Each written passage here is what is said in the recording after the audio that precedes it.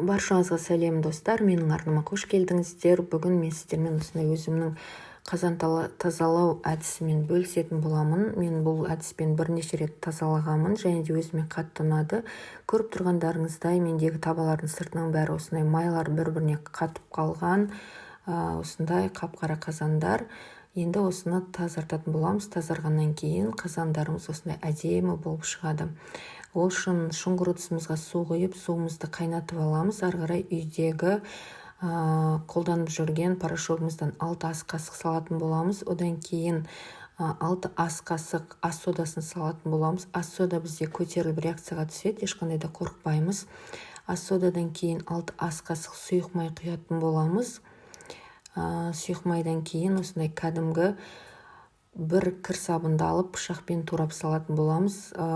Қаласаңыздар үккіштен өткізіп салсаңыздар да болады. Ол кезде біздің кір сабындарымыз жылдам еріп кететін болады.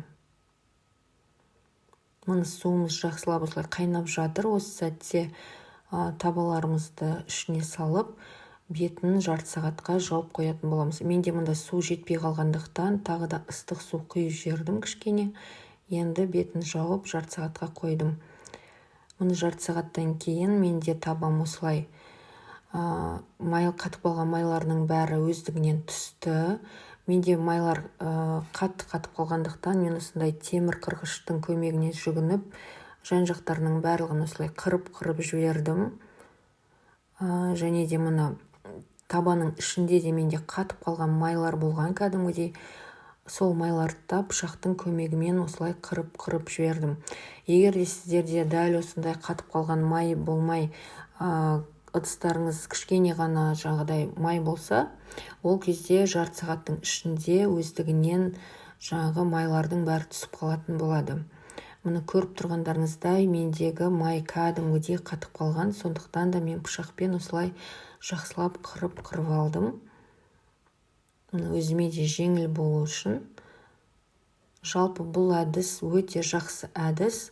Менің сияқты мына табаларыңыздың бір жағына симай жатса, келесі жағына қойып қайнатып жүрсеңіздер де болады. Мұны нәтижесінде менде майлардың бәрі осылай түсіп қалды. Бұл әдіс өте керемет әдіс. Міндетті түрде жасап көріңіздер. Ешқандай химикат қолданбай, үй жағдайында осылай қазанымызды, табамызды осылай керемет қып жылтыр қып тазалап аламыз.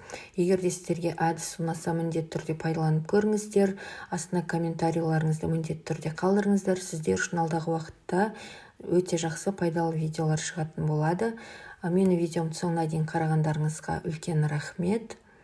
Арнаға жазылуды ұмытпаңыздар, видеомен бөлісуді де ұмытпаңыздар.